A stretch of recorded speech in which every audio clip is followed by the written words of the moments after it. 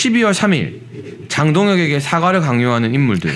조선일보에서 기사 썼는데요. 야당의 초선들 김용태, 박정훈, 정성국, 박수민 계엄 1년 사과와 반성이 당연하다. 뭐 중진들도 뭐 사과하라고 막 장동혁을 흔들고 있다 등등의 기사가 나오는데 좀 이 멤버들의 이런 발언을 보면서 박민영 대변인 무슨 생각을 했나요? 저는 사과를 할 거면 계엄에 대해 사과를 할 게 아니라 대통령을 그렇게까지 고립시키는데 야당을 오히려 더 지렛대 삼아가지고 일조를 했던 그런 여당의 부적절한 행위들에 대해서 사과를 해야 되는 게 맞다라고 생각이 됩니다. 그러니까 저희가 집권 여당이었잖아요. 대통령이 혼자 국정합니까? 아니잖아요. 여당과 같이 하는 거지 않습니까?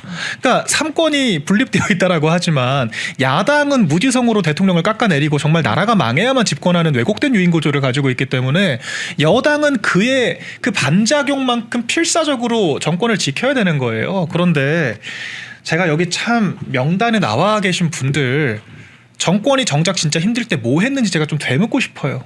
그러니까 야당이 30차례 줄탄핵하고 예산 다 깎아버리고 특활비 아예 없애버리고 감사원장까지 끌어내리려고 할 때 우리 여당 뭐 했습니까?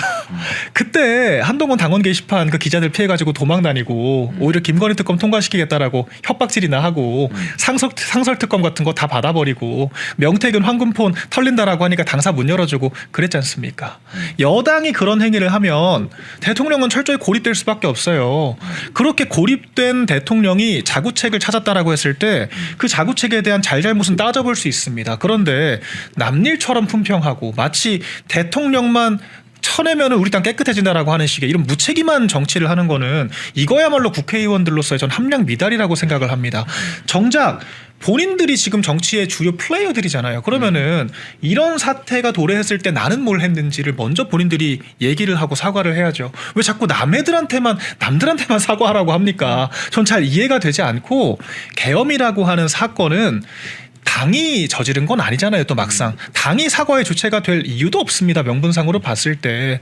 그러니까 우리 당이 사과를 한다라고 하면 저는 대통령을 2번이나 탄핵을 시켰다라고 하는 이 국민의힘이라고 하는 정당이 얼마나 취약하고 얼마나 집권 여당으로서의 자격이 없었는지를 먼저 사과하고 반성을 하고 앞으로는 그렇게 하지 않겠습니다라고 이야기를 하는 게 이게 정답이죠. 왜 남의 일을 남일처럼 사과하라는 식으로 이렇게 남일처럼 편하게 쉽게 얘기를 합니까? 굉장히 무책임한 처사라고 저는 생각을 합니다. 아니 박정원 의원은 본인 페이스북에서 네. 일본도 계속 사과한다.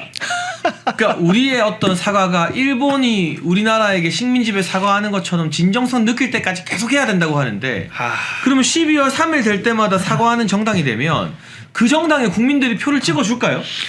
이해가 안 되는 것이 일본은 침략 전쟁을 했던 것이고 저희가 일방적인 피해자였습니다. 근데 이 비상계엄을 둘러싼 정치적인 사건은 무려 그 헌법재판소에서조차도 민주당이 너무한 측면이 있다라고 했죠. 그렇죠. 네. 정치적으로 풀어야 될 것을 강압적인 방식으로 풀었다라고 하는 책임을 언급을 했을 정도로 굉장히 쟁점적인 사안이었어요. 그리고 국민들의 심지어 과반 이상은 이 정도면은 계엄할 만했던 거 아니야라고 하는 인식을 표출을 할 정도로 이게 지지로 나타났지 않습니까? 그러니까 시시비비를 가려봐야 될 사안인 거예요. 그런데 왜 일방적으로 민주당에게 면죄부를 주고 민주당에 가는 길이 맞다라고 꽃길을 깔아줍니까?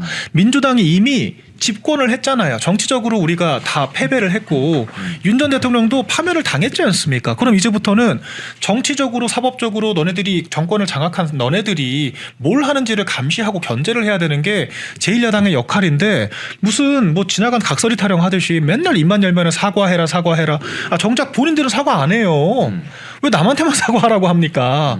그러니까 이런 것도 납득이 되지가 않고 이런 마인드면요. 저희가 3번 대통령 뽑아봤자 3번 탄핵당합니다. 그러니까 그러면 우리가 대통령 뽑아달라, 국회의원 뽑아달라, 시장 뽑아달라는 말을 어떻게 하냐고요. 그 어차피 뽑아놔봤자 또 국회의원들 남일처럼 지키지도 않고 또 날라갈 텐데. 네, 우리가 뽑은 지도자가 힘들 때 적당히 그 민주당에 편승하면서 같이 공격하고 나는 합리적이고 소신파, 혁신파라고 포장하고 막상 남일처럼 품평만 하다가 막상 사건 터지면 또 그 사람만 하면 또 좌표 찍고 괴롭히고 비난할 거면서 본인들은 그럼 뭐에 대한 책임을 지는 겁니까 대체?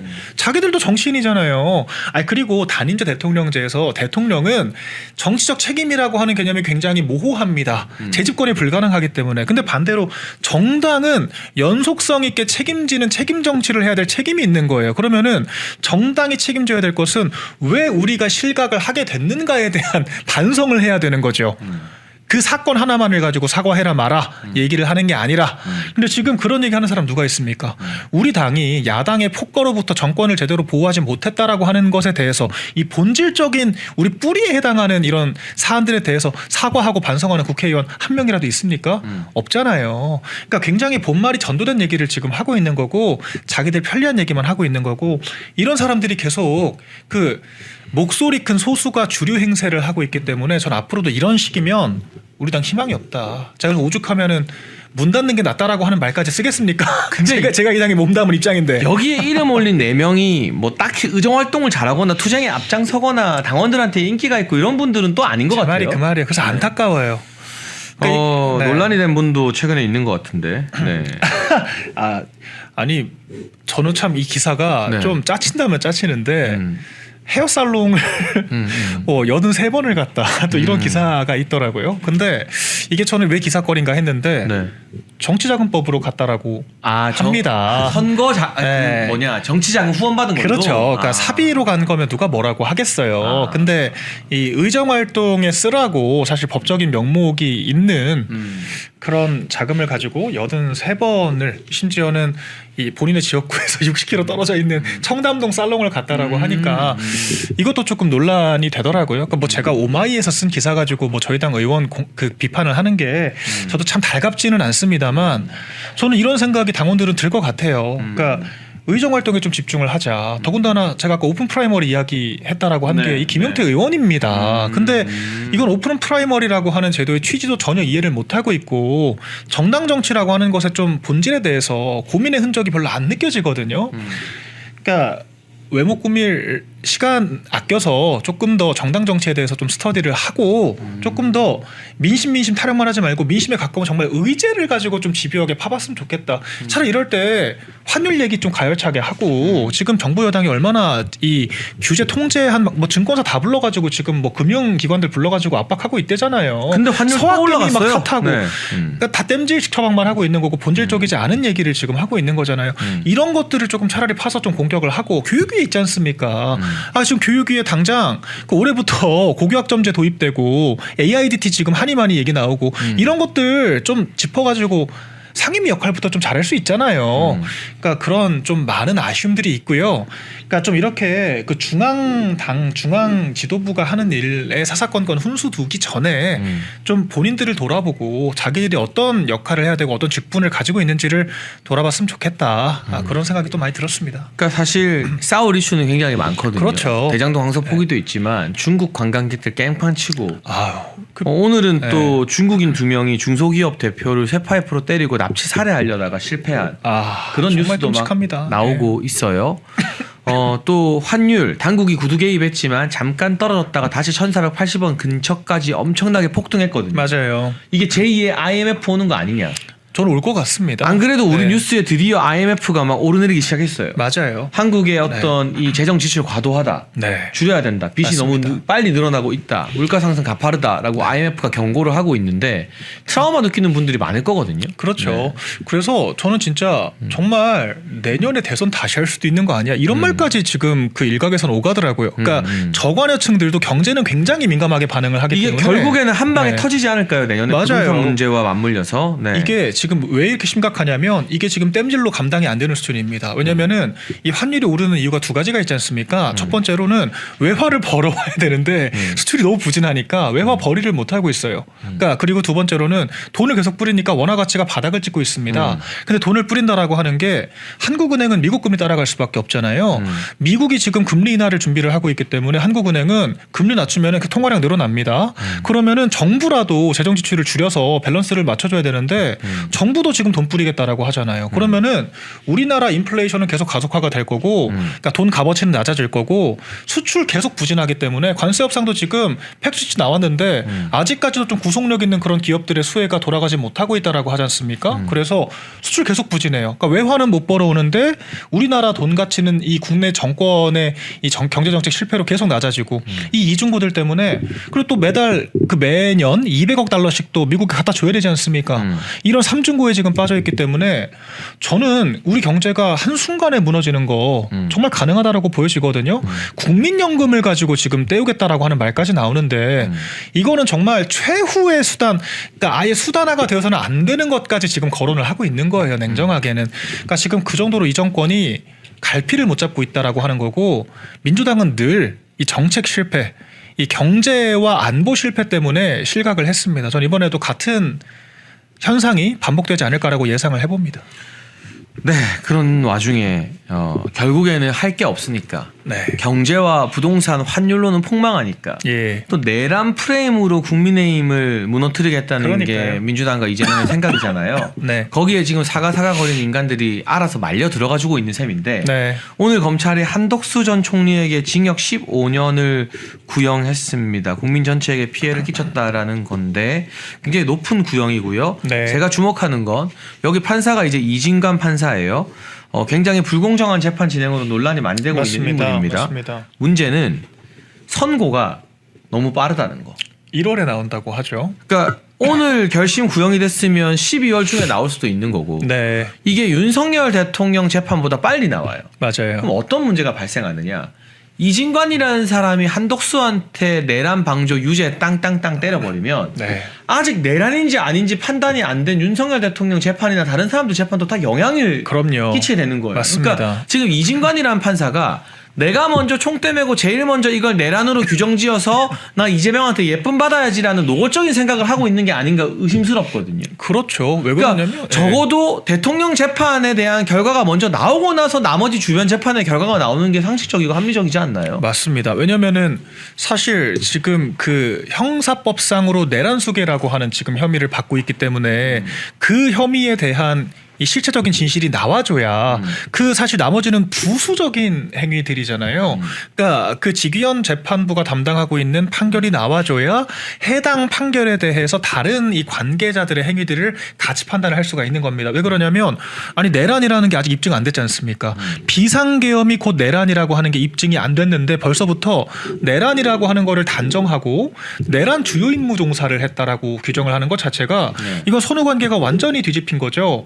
그러니까 필요한 전제를 깔지 않은 상태에서 결론을 먼저 맺겠다라고 하는 것이기 때문에 이런 게 바로 본말 전도가 돼서 오히려 한덕수 재판이 윤석열 전 대통령의 재판까지 뒤흔들 수가 있다라고 하는 거거든요. 그러니까 전혀 순서가 맞지 않다라고 하는 거고, 아니 저는 왜 이렇게까지 서두르는지를 잘 이해가 안 돼요. 말씀하신 것처럼 아니 지금 이재명 정권이 대법관 2배 가까이 늘리겠다라고 하지 않습니까? 그래서 이 틈바구니에 정말 한 자리 해보겠다라고 무리수 두는 거 아닌가 이런 생각이 들 정도예요. 그러니까 만약에 지기현 재판부가 내란 아니다라고 판결을 하게 되면은 이건 정말 흑역사로 남는 재판을 하게 되는 것이고, 맞다라고 얘기를 한다라고 하더라도 아니 과거 재판이 영향을 미쳤다라고 하기 때문에 불공정하다라고 하는 당연히 비판이 있을 수밖에 없지 않습니까? 순리대로 재판이 가야 되는 건데 너무도 무리수를 두고 있기 때문에 이런 것들은 정부 여당의 니즈에 맞춰서 지방선거 앞두고 또 국민의힘 내란몰이 하기 위해서 떡밥 던져주는 거 아니냐, 판사가 일종의 정치하고 있는 거 아니냐, 이런 비판을 피하기가 어려울 것 같습니다. 선고 기일이 지정됐네요. 내년 1월 21일이라고 합니다. 네, 1월로 맞습니다. 아마도 윤석열 대통령이나 다른 사람들의 선고 역시나 1월 말이나 2월 중에 있을 네. 텐데 이게 영향을 끼치게 되고 이로 인한 파급력으로 또 연초에 부동산이나 경제 관련 이슈를 덮어버리는 거 아니냐. 그러니까요. 그런 의혹이 짙게 드네요, 정말로. 네. 그러니까 민주당이 다 같은 패턴인 것 같아요. 그 문재인 때도 정권 초부터 무슨 뭐 기간제 교사 정규직 전환한다 그랬다가 난리 나고 무슨 공공부문 81만 개 일자리를 만들겠다라고 했다가 또 난리 나고 최저임금 급하게 올렸다가 또 난리 나고 근데 그런 것들 다 적폐청산 뭐 TF니 뭐니 만들어가지고 그 공무원들 다 잡돌이하고 하고 그 당시에 이제 국민의힘 또 정당에 대한 탄압을 또 계속하고 그런 식으로 사실 얼렁뚱땅 무마하지 않았습니까? 그렇게 했던 국정 실패들이 누적돼서 이 국민적인 공분이 커졌던 거 아니에요. 근데 민주당은 집권하면 늘 저런 패턴입니다. 자기네들이 이제 정권을 제대로 국정을 운영할 만한 능력이 없으니까 계속 야당을 악마화하고 그 프레임을 씌우는 거거든요. 근데 제가 한심하다라고 생각을 하는 거는 민주당이 그런 패턴을 그대로 구사를 하고 있다면 저희가 안 당해야 되잖아요. 근데 왜 거기 동조를 하냐 이겁니다. 그러니까 당에 도움을 주지는 못할 망정 야당의 프레임에 동조를 하고 강화시키는데 일조를 하고 있기 때문에 정작 저희가 대장동 항소 포기에 대해서 내는 목소리, 환율과 같은 이 경제 위기 상황에 대해서 내는 목소리가 크게 들리지가 않는 겁니다. 이런 것들이 정말 안타깝다라고 하는 생각이 들고 제발 초칠 생각하기 전에 어떻게 해야 우리가 이 민주당의 수법들을 파회를 하고 당이 잘 될 수 있을 것이냐를 먼저 고민을 했으면 합니다. 마지막으로 이거 물어볼게요. 이 사과 네. 논란 예. 박민영 대변인은 순수하게 어떻게 생각해요? 이게 하면 하는 대로 네. 안 하면 안 하는 대로 한동안 이 민주당이 쳐놓은 덫에 빠져서 네. 장동혁 지도부에 대한 여러 기사나 뭐 당 내부의 반발이나 저는 한동훈이가 12월 3일에 지가 주인공인 것처럼 네. 사과하고 내가 개헌 막았다라고 쇼할 거라고 100% 장담하거든요. 네. 뭐 그 의원들이랑 모여가지고 뭐 행사를 하든 뭐라든 네. 이런 당내 흔들기가 있을 텐데 그럼 뉴스도 아무래도 분산되고 공격을 많이 당할 텐데 네. 요 12월 3일 장동혁 대표 취임 100일 기자회견의 고비를 어떻게 넘는 게 정무적으로 좀 바람직한 방향이라고 판단하세요? 사실 뭐 대통령을 공격해서 계엄을 유발했다라고 평가를 받는 사람이 계엄을 사과하겠다라고 하는 것 자체가 일종의 코미디죠. 그렇긴 하죠. 네, 저라면은 정면 돌파할 것 같습니다. 그러니까 사과하겠다. 근데 계엄을 사과하는 게 아니라 대통령을 그토록 고립시켜서 야당의 공세로부터 충분히 지키지 못했고 또 한 번 우리 지지자들에게 탄핵이라고 하는 아픔을 남기게 된 집권 여당 부족한 국민의힘을 대표해서 사과를 하겠다. 저는 그게 맞다고 생각합니다. 그리고 그 논리가 명확하잖아요. 그러니까 대통령의 행위는 대통령 개인의 행위라고 볼 수 없습니다. 정당이 다 그 어떤 형태로건 유기적으로 연결이 되어 있는 거예요. 직접적으로 뭐 계엄에 가담했다는 뜻이 아닙니다. 대통령이 그렇게 철저히 고립된 상황에서 여당과 다투고 심지어는 당대표와 대립각을 세우는 상황에서 벌어진 사건이라고 하면 왜 여당은 반성을 안 하냐 이거예요. 제가 아까 나열한 것만 몇 가지입니까? 아니 우리 정권 관련된 수사를 받고 있는데 당사문을 활짝 열어주질 않나. 특검 통과시키겠다라고 협박을 하질 않나. 그러니까 제가 한동훈이라고 하는 사람이 대통령실에 했던 여러 정말 입에 담기 힘든 그런 언어들을 차마 말씀드릴 수 없습니다만 그런 행위들에 일조를 했으면서 얼렁뚱땅 큰 사건 하나 자기가 마치 히어로가 된 것처럼 포장을 하고 그렇게 그런 행위를 하는 것 자체가 이 당의 전 문제라고 생각을 하거든요. 그걸 사과를 해야죠. 집권 여당으로서 정권을 제대로 보필하지 못하고 또 한 번 탄핵이라고 하는 상처를 안겨드리게 된 것에 대한 사과. 저는 그게 명확한 사과라고 생각을 합니다. 그리고 계엄이라고 하는 것은 이미 헌법재판소 판단이 끝났고요. 재판 받고 있지 않습니까? 언제까지 사과할 겁니까? 이미 이전 지도부들이 다 충분히 사건이 있을 때마다 이야기를 했잖아요. 매년 사과할 겁니까? 기념일처럼? 말이 안 되잖아요. 제발 좀 고민을 좀 했으면 좋겠습니다. 네, 민주당이 쳐놓은 전선에서 싸울 것이냐. 네. 거기서는 뭐래도 칩니다. 우리가 그렇죠. 새로운 전장을 만들 것이냐. 그 분수령 앞에 장동혁 대표가 서 있습니다. 맞습니다. 다시 한번 말씀드리지만 네.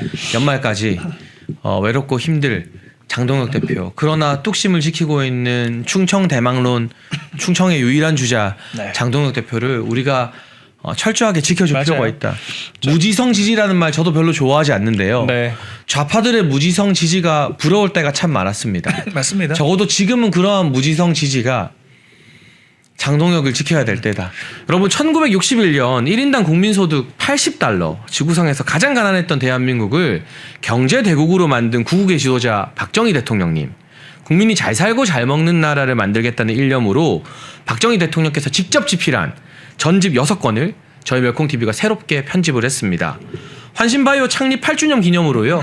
환신골드 한 세트 구매하는 고객께 이 6권이 있는 전집 한 세트를 특별 증정합니다. 아래 번호로 전화 주시고 건강도 챙기시고 박정희 대통령님 전집도 좋은 기회에 받으시면 좋겠습니다. 국민의힘에 왜 이렇게 장동혁 대표 흔드는 인간들이 이때다 싶어서 나오는 걸까요? 그러니까 12.3 계엄이 일어난 지 1년 되는 날이 마침 또 장동혁 대표 취임 100일이래요. 네.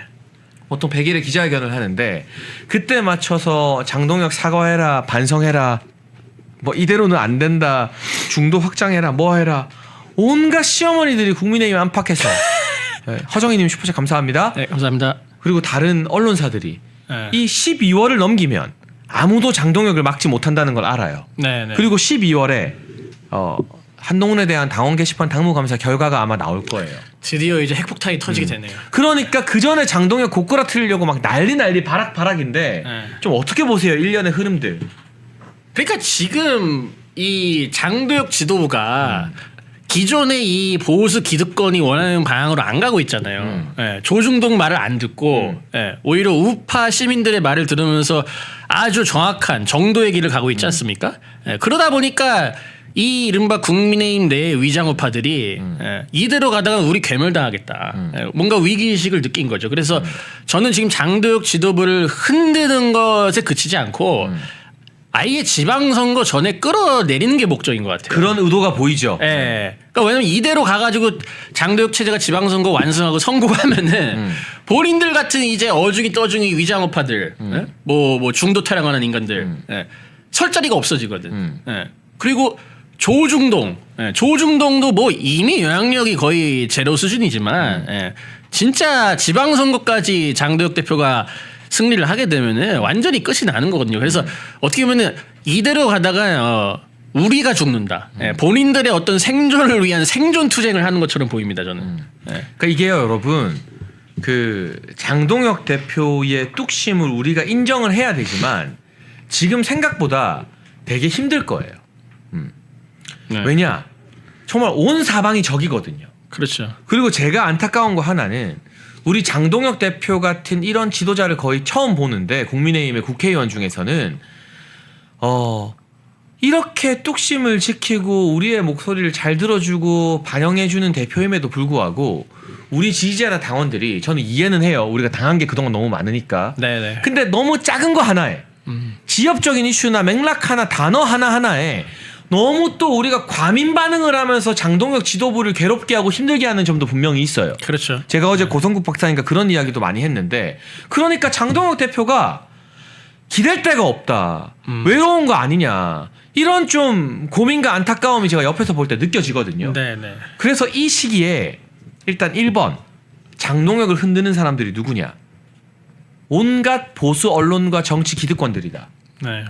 그리고 이들로부터 우리가 장동혁 대표를 12월에 끝날 때까지는 그냥 묻지마로 지켜주고 지지해줘야 된다. 네. 만약 장동혁이 지방선거 이전에 연말을 못 넘기고 저들 말하는 대로 고꾸라지고 쓰러지고 무너지잖아요. 네. 그러면 이제 보수 우파에서는 다시는 장동혁 같은 정치인은 못 만나는 거예요. 네.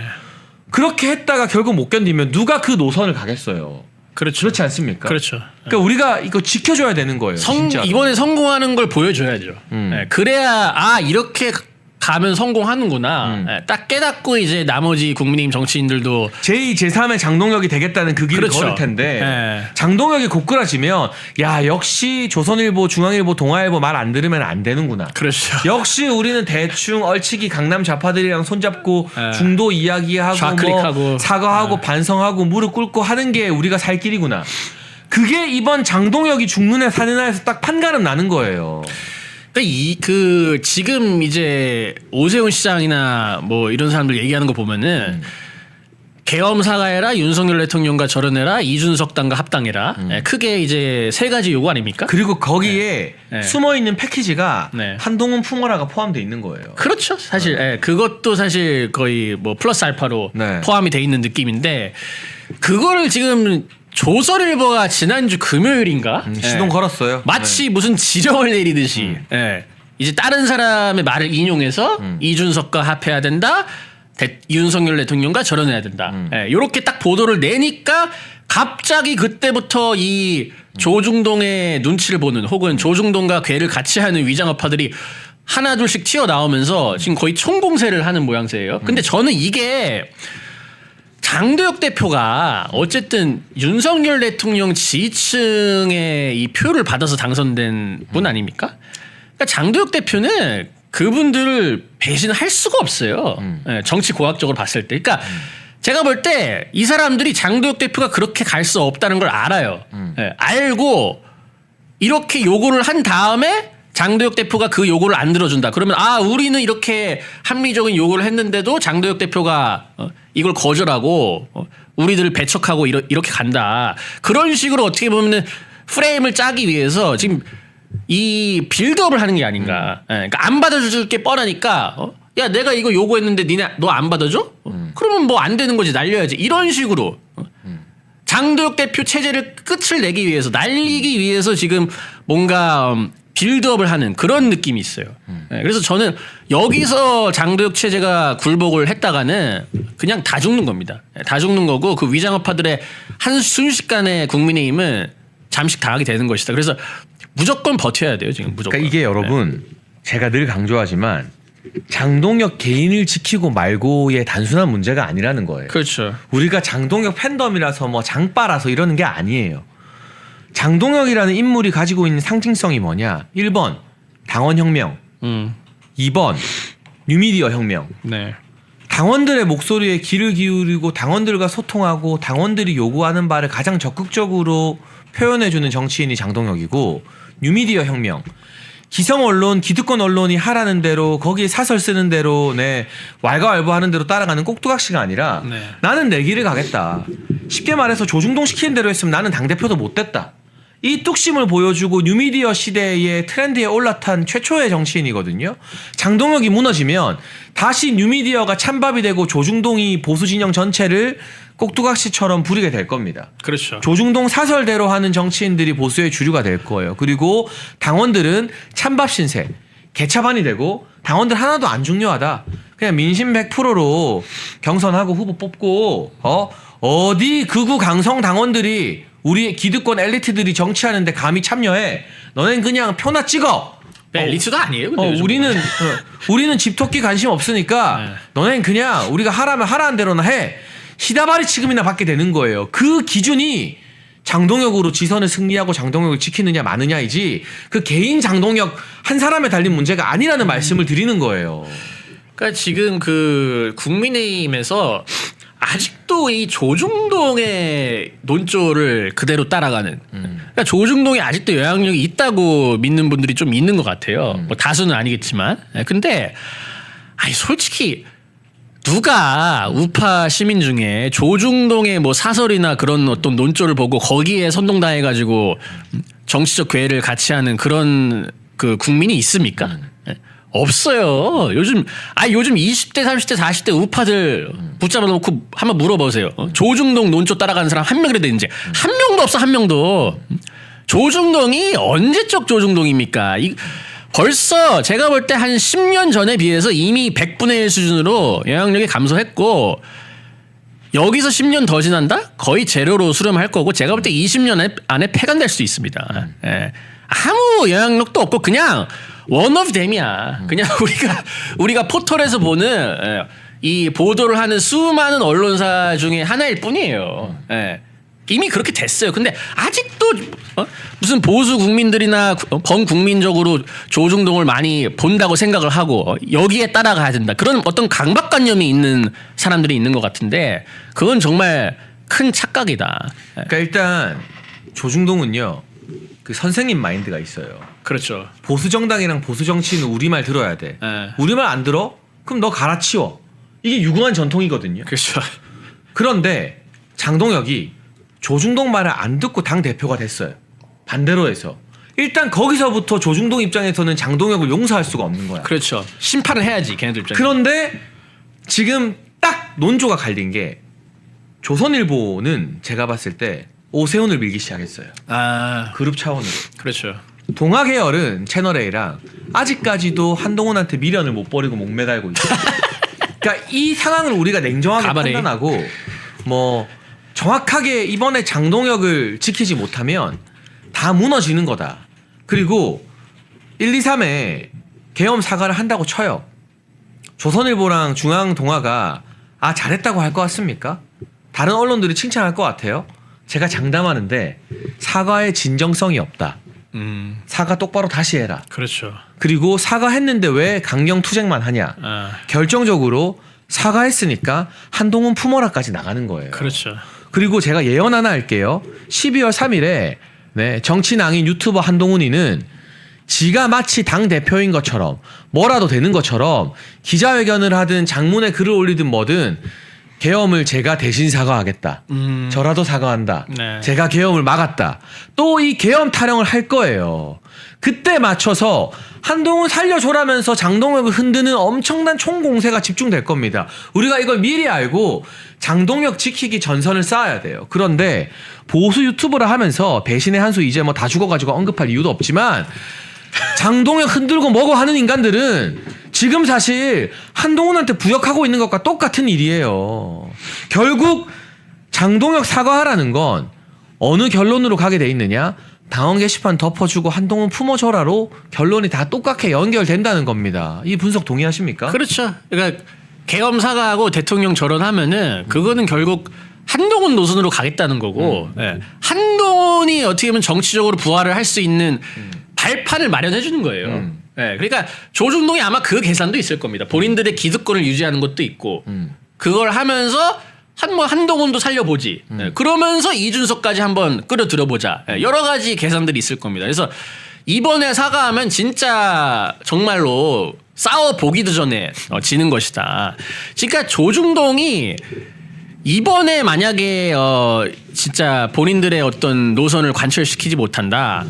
그러면 진짜 국민의힘에 대한 영향력을 잃게 되는 거고 기득권이 깨지는 거예요. 그래서 조중동은 지금 본인들의 기득권을 지키기 위해서 싸우고 있는 것이다. 그거를 전 국민의힘 인사들이 좀 이제 파악을 해야 된다. 네, 근데 우리 장동혁 대표 호락호락하지 않습니다. 어제도 제가 소개해드린 연설 그 원외 당협위원장 행사에서 네. 민주당은 고개를 숙이면 목 부러뜨리고 네. 허리 숙이면 허리 부러뜨리러 온다. 네. 말 한마디로 이 전쟁이 끝나냐. 우리가 이걸 돌파할 생각을 해야지 왜 여기서 잘못한 것도 없는 우리가 사과하고 주춤주춤 물러서려 하느냐. 장동혁 대표의 이 발언은 뭔가 결심이 선 것 같아요. 어떻게 보셨어요? 그렇죠. 그러니까 사과 안 하겠다고 선포한 거죠. 예, 조중동의 그 겁박에 굴하지 않겠다. 예, 나는 정도의 길을 걷겠다. 나는 나의 길을 가겠다. 예, 대놓고 선포를 한 거여서 이제 더 물어뜯을 겁니다. 예, 이제 이 국민의힘 내 위장우파들과 조중동이 더 물어뜯을 텐데 그럴 때 우리가 최전방에 나가서 지원 사격을 해줘야 돼요. 사실 이번에 장도혁 대표가 이런 결단을 내리게 된 것도 우리 우파 정통 우파 국민들과 당원들이 계속 목소리를 내주고 헛소리하는 위장우파들한테 가가지고 막 비판의 목소리를 내주니까 그러니까 어떻게 보면은 장도혁 대표 입장에서도 이런 정도의 길을 갈 수 있는 명분이 생긴 거거든요. 그러니까 우리가 계속해서 어떻게 보면 응원을 하고 바른 길을 갈 수 있도록 계속 목소리를 내야 됩니다. 그게 가장 중요할 것 같아요. 네. 최근에 신도욱 의원 같은 경우도 약간 윤석열 대통령 뭐 절연해야 된다는 식으로 얘기했다가 당원들한테 욕 바가지를 먹더니 다시 방향을 선회했잖아요. 그래서 저는 굉장히 지금 바람직한 방향으로 가고 있다고 봅니다. 당의 주인은 당원들이잖아요. 그래서 당원들의 어떤 목소리에 당이 귀를 기울이기 시작했다. 굉장히 좀 바람직한 현상이라고 봅니다. 장동혁한테는요. 여러분밖에 없어요. 그러니까 당원들밖에 없는 거예요. 그렇죠. 그러니까 지금 온갖 기득권과 카르텔들이 장동혁을 고꾸라뜨리려고 난리가 났고 당 안에 있는 사쿠라 국회의원들 한 딸들 다 준동하고 있잖아요. 슬슬 스멀스멀 기어 나오잖아요. 12월이 가까워 오니까. 우리가 지키고 우리가 뭉쳐서 백이 돼줘야 돼요. 네. 그런 의미에서 여러분 개별 의원실이나 당에 전화, 문자, 당원 게시판에 하루에 글 3개 남기는 거 뉴스에 댓글 다는 거 정말 열심히 하셔야 돼요. 내일이라 생각하고. 안 그러면 장동혁이 무너지면 장동혁이 흔들리면 그 정치인 한 사람만 무너지는 게 아니라 우리 모두의 가치, 당원들의 가치, 목소리가 다 저기 그냥 쓰레기통에 처박히게 되는 거예요. 그렇죠. 이번에 그 박형준 시장이 네. 이렇게 딱 어떻게 보면 이분은 원래 그런 노선이었죠. 원래 이제 유승민 뭐 이준석 이쪽 이제 약간 위장우파 노선이었는데 요번에 이제 어떻게 보면은 좀 간만에 공개적으로 본인의 본색을 드러낸 건데 그러다 보니까 이 부산시장 교체해야 되는 거 아니냐 이런 여론이 많은데 지금 딱히 대체할 후보가 없는 상황인 거죠. 왜냐하면 네. 서울은요 오히려 네. 나경원이라는 확실한 대항마가 있어요. 그렇죠. 그러니까 나경원 나가면 오세훈 경선에서 잡을 수 있다라는 게 우리 누구나 다 공감이 되는 시나리오잖아요. 그렇죠. 나경원 의원이 어떤 결단을 할지는 아직 모르지만. 네, 네. 근데 부산은 박형준 시장이 인기가 많아서가 아니라 네. 부산의 국회의원들이 다 잔잔발이야. 다 희바리가 없어. 누구 전국구로 먹힐 만한 사람 이름이 안 떠오르잖아요. 그러니까 오히려 더 최악인 조경태가 지금 출마 선언을 준비하고 있대요. 근데 조경태가 얼마 전에 지네끼리 싸우는 거네, 그럼. 이재명 선대위에서 활동한 사람을 보좌관으로 임명했거든요. 그렇죠. 그래가지고 부산일보가 기사 쓰고 난리가 났어요. 네. 약간 몸을 사리고 있는데 조경태 출마는 거의 기정사실이라고 합니다. 근데 사실 조경태보다는 조경태보단 낫지. 박형준이 낫긴 한데. 근데 정말 제대로 우리 부산에 있는 국민의힘 지지자나 당원들의 마음을 대변할 만한 캐릭터가 잘 안 보이는 게 현실이죠. 그러다 보니까 지금 당원분들이 장해찬 위원님을 찾는 것 같아요. 저도 뭐 주변에서 그런 이야기를 많이 듣고 고민을 안 하는 건 아닌데 네네. 그게 꼭 뭐 부산시장이 되겠다 이런 걸 떠나서 그렇죠. 선명한 노선을 누군가 견제구를 던져줄 필요가 있다. 그런 고민을 많이 하고 있는데요. 현실적인 어려움들도 있고 해서 뭐 여러 가지 고민만 좀 하고 있는 단계입니다. 뭐 일단 부산시장은 그렇다 치는데 서울시장은 전 나경원 의원이 이번에 꼭 나오셨으면 좋겠어요. 왜 그러냐면은 이번이 뭐 오세훈을 떨구는 것도 있겠지만 나경원 의원 그 개인의 입장에서 봐도 저는 이번이 절호의 기회다. 왜냐하면 일단 당원들이 오세훈 시장에 대한 거부감이 있죠. 그리고 이미 서울시장 여러 번 했기 때문에 약간 거기에 대한 그 진부함 그런 것도 있단 말이에요. 근데 나경원 의원은 어쨌든 이제 서울시장을 해본 적은 없으니까 서울시장에는 뉴페이스니까 거기에 대한 어떤 신선한 카드로서 어떤 이 캐릭터를 구축할 수도 있고 지금 제가 볼 때 당원 그러니까 이 경선에서 이겨서 후보만 되면은 본선 나가서는 웬만하면 무조건 이길 것 같거든요. 그럼요. 예, 왜냐면 지금 서울이 거의 뭐 PK를 능가하는 보수 성지가 됐어요. 예, 지금 이 사람들이 많이 경기도로 빠지다 보니까 서울이 완전 보수 텃밭이 돼버려가지고 지금 보니까 김민석이 약간 안 나올 것처럼 어제 매불쇼에서 선을 그었습니다. 서울시장 안 나온다고. 서울시장 안 나온다고 하면 그러면 뭐 박주민이 나오는 건가요? 박주민이 나올 확률이 제일 높죠. 박주민과 정원호의 경선이 치열하게 벌어질 가능성이 좀 근데 뭐 어쨌든 높아 보입니다. 박주민이나 정원호나 체급이 좀 떨어지지 않습니까? 그럼요. 나경원 의원이 나가면 저는 무조건 이긴다고 봐요. 그리고 좌파들이 자꾸 나경원을 폄하하고 막 깎아내리는데 그렇죠. 나경원 의원은 지난 총선 그렇게 어려운 국면에서 그렇지. 강남이 아니라 동작에서 당선된 사람이에요. 그건 진짜 개인기로 당선된 거죠. 국민의힘 국회의원 정치인 중에 지난 총선 서울 동작에서 당선될 사람 몇 명 있습니까? 없죠. 거의 없어요. 그러니까 나경원은 중도표 못 받는다라는 게 가짜 뉴스고 프레임인 게 중도표를 못 받으면 동작에서 어떻게 당선이 되냐고요. 그러니까 거기는 사실 그 오히려 민주당 텃밭이죠. 근데 그런 험지에 가서 그렇게 나홀로 당선이 됐다는 거는 그만큼 나경원 의원이 의외로 중도 확장력이 있다는 거예요. 선거 경쟁력이 있다는 겁니다. 그래서 이번에 경선 방식이 당원 투표 70%로 바뀐다는 거 아닙니까? 뭐 그런 안을 이제 선거 기획단이 계속 올리고 있고 장동혁 대표가 오늘 관련 질문을 받았습니다. 이게 아직 확정된 건 아닙니다만 당원들의 권리를 확대할 것이다. 근데 이거 가지고 또 저는 윤상현 의원도 이거 안 된다 막 그러고 뭐 민심 100% 하지 않은 사람도 나오고 하는데 지금 민주당에서도 당원 주권 확대하고 하는데 그거에는 아무 말 안 하고 잠잠한 언론이 국민의힘한테만 난리를 친다니까요. 국민의힘한테만. 그러니까 국민의힘이 우클릭하고 있다. 극우정당을 가고 있다. 이렇게 프레임 씌우려고. 당의 주인은 당원인데 그럼 당원들은 왜 맨날 어려울 때 힘들 때 당을 지키고 관심을 가지는 겁니까? 그러니까 윤상현 의원이 사실 그 탄핵되고 나서 좀 조용하셨잖아요. 그러다가 갑자기 이렇게 튀어나오셨는데 이런 식으로 이제 어떻게 보면 지금 지방선거 룰에 딴지를 걸고 저는 나왔는데 이게 결국 장동혁 대표에 대한 견제라고 봐요. 그러니까 오세훈, 박형준이 저러는 거, 뭐 윤상현 의원이 저러는 거 이게 이번 지방선거에서 장동혁 호가 선전하잖아요. 그렇죠. 서울, 부산을 지키고 충청을 한 자리라도 가져오잖아요. 그러면 당장 어떤 목소리가 나오는지 아세요? 장동혁 대표 또 해라. 총선도 장동혁으로 해라. 그리고 대권 주자까지 이제 확고부동해지는 거거든요. 거기에 대한 견제 심리가 있다고 봐요, 저는. 그렇죠. 그래서 어쨌든 지금 총괄 기획단에서 당심 70%로 이제 올렸고 뭐 장도혁 대표 얘기하는 거 봐서는 70% 그대로 가지 않을까 싶습니다. 그래서 당심 70%면 당원들이 사실상 결정하는 거예요. 네, 네. 7대 3이면은 여론조사에서 역전하는 경우는 거의 없습니다. 그래서 저는 나경원 의원이 나오시면은 뭐 저희가 딱 전폭적으로 밀어드릴 테니까 이번이 제가 볼 때 절호의 기회입니다. 저는 5대5 해도 그래도 사실 의원이 이긴다고 봐요. 그렇죠. 워낙 5대5 오세훈 해도. 시장에 대한 민심이 안 좋기 때문에 제가 경선을 해봤잖아요. 네. 국회의원 경선. 네, 네. 저 5대5였거든요. 네. 제가 당원에서 이긴 그 숫자랑 네.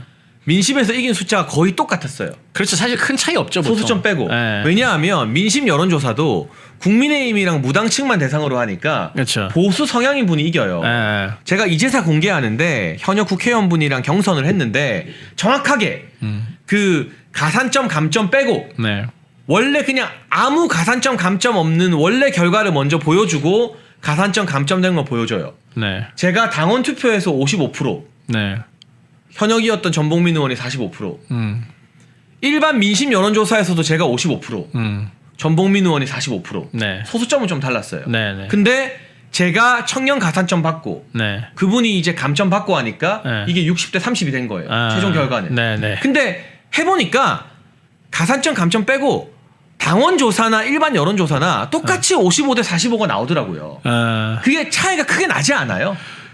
그러면 뭐 사실 엄밀히 말하면 크게 의미도 없네요. 저게 엄밀히 말하면 저건 상징적인 의미. 상징적인 거지. 우리가 당원들에게 주권을 더 보장해 준다는 의미지. 민심이 민주당 지지층 역선택 다 방지하는 거기 때문에 그렇죠. 큰 의미는 없고 5대5로 해도 저는 나경원 의원 정도의 인지도면 네. 충분히 이길 거라고 생각합니다. 네. 네. 그래서 요번에 한번 승부를 거시라. 왜냐하면 이제 나경원 의원도 좀 한 차례 스텝업 할 때가 되지 않았습니까? 예. 그동안 이제 국회의원 많이 하셨고 이제 한번 당대표라든가 서울시장이라든가 그런 어떤 리더 자리 역할을 한번 해야 또 당장 다음번 대선은 아니어도 또 나경원 의원도 언젠가 대선을 나갈 수도 염두에 있죠. 두고 네. 있을 거예요. 그래서 요번에 서울시장으로 한번 스텝업을 해야 더 큰 어떤 정치인이 될 수 있지 않을까 싶어서 요번에 한번 승부를 걸어보시라. 제가 이렇게 말씀드리고 싶습니다. 아주 재미난 여론조사 지표를 하나 가져왔습니다. 네. 리얼미터에서요. 네. 시장 도지사들 평가하는 게 점수가 나오는데요. 아, 네. 이게요. 그냥 지지율 누가 시장 잘하냐만 물어보면 전남이랑 경북이 다 1등, 2등 해요. 왜냐?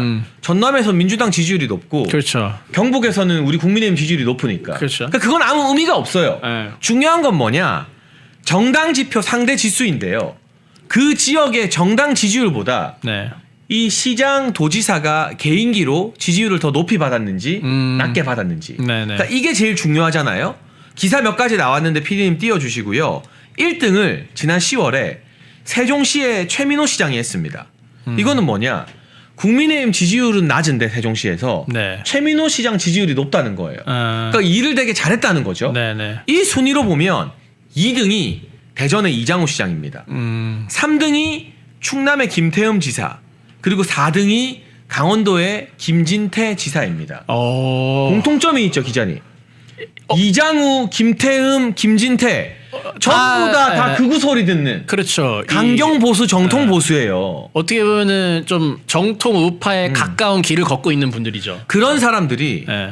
대전에서, 충남에서, 강원도에서 정당 지지율보다 지지율이 더 많이 나온다는 거예요. 네. 그런데 진짜 재밌는 거, 여러분 여기서 국민의힘 지자체장 중에 꼴등 누가 있는지 아십니까? 공동 10등. 오세훈? 국민의힘 중에서는 꼴등 오세훈, 박형준. 이게 지어내려고 해도 일부러 지어내도 이 정도가 안 돼. 아 꼴등이에요? 공동 꼴등 국민의힘 중에. 솔직히 그 정도면은 양심이 있으면 알아서 본인들이 내려와야 되는 거 아닙니까? 발표된 사람들 중에서는. 예. 이건 뭐냐? 알고 10등이면 거의 꼴등인. 꼴등 이건 말. 뭐냐? 예. 서울과 부산의 정당 지지율보다 네. 자기들 개인 지지율이 더 낮다는 거예요.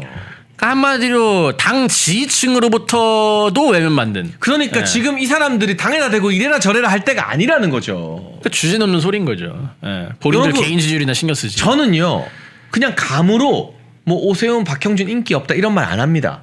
데이터로. 이거는 그냥 아무나 다 할 수 있는 말이에요. 그렇죠. 이 데이터 기사화됐지만 많이 안 들어보셨죠? 제가 이거 지표 갖고 온 거예요. 리얼미터에서 발표한 자료가 딱 있어요. 여심이에. 그리고 여론조사를 뭐 신뢰를 안 하시는 분들도 계시겠지만 그 경향 추세. 예, 같은 여론조사 내에서는 우리가 상대적으로 비교를 할 수 있지 않습니까? 예, 그러니까 같은 여론조사 내에서 그런 어떤 차이가 나왔다. 그거는 유의미한 차이죠. 근데 최민호 시장은 정말 일을 잘하는 사람인 것 같고 네. 이분이 중앙 정치에 많이 알려진 분은 아니니까. 그렇죠. 예. 근데 보세요. 저 소위 말하는 합리적 보수니 개혁 보수니 하는 인간들이 꼴통이다 극우다 강경파라고 하는 이장우 김태흠 김진태가 나란히 2, 3, 4등이야. 그리고 뭐 개혁 보수다 합리적 보수다 장동혁 사과해라 정리해라 하는 오세훈 박형준이 발표된 기준으로는 순위에서 공동 10등으로 국민의힘에서는 꼴등이에요. 네. 이게 말하는 결과예요. 이게 결과 데이터예요. 이게 뭘 뜻하는 거예요, 기자님? 정도의 길을 걷고 예, 우파를 정확히 대변을 해야 예, 민심까지 얻는다는 소리죠. 예. 이상하게 잔머리 쓰고 좌클릭하고 보수 배신하고 이러면은 당심은 물론이고 민심까지 그 배반하게 돼 있다. 예. 그래서 저는 이 지표 하나만 가지고도 오세훈 시장과 박형준 시장은 알아서 저는 이번 선거에 불출마 선언을 해야 되지 않나. 그러니까 저 조사를 국민의힘이 한 게 아니라 네. 리얼미터가 했기 때문에 네. 뭐 지도부나 우리의 입김에 안 들어간 조사잖아요. 그럼 저 조사 근거로 당신들 2명 꼴등이니까 컷오프 할게요 해도 사실은 할 말이 없는 거예요. 그렇죠. 예. 그러니까 지금 누가 누구한테 지적질하면서 뭐 당이 마치 도움 안 되는 것처럼 당 지지율만큼도 안 나오고 있는데 오히려 당한테 고마워해야 되는 거지. 그러니까 단순히 좌클릭하고 보수 색채 뺀다고 해서 지지율이 올라가긴커녕 오히려 빠진다는 게 통계적으로 증명된 거네요. 예, 통계적으로 증명됐는데 뭐 더 이상 무슨 논쟁을 합니까? 게임 끝난 거지. 여러분 1961년 1인당 국민소득 80달러 지구상에서 가장 가난했던 대한민국을 경제대국으로 만든 구국의 지도자 박정희 대통령님. 국민이 잘 살고 잘 먹는 나라를 만들겠다는 일념으로 박정희 대통령께서 직접 집필한 전집 6권을 저희 멸콩TV가 새롭게 편집을 했습니다. 환신바이오 창립 8주년 기념으로요. 환신골드 한 세트 구매하는 고객께 이 6권이 있는 전집 한 세트를 특별 증정합니다. 아래 번호로 전화 주시고 건강도 챙기시고 박정희 대통령님 전집도 좋은 기회에 받으시면 좋겠습니다.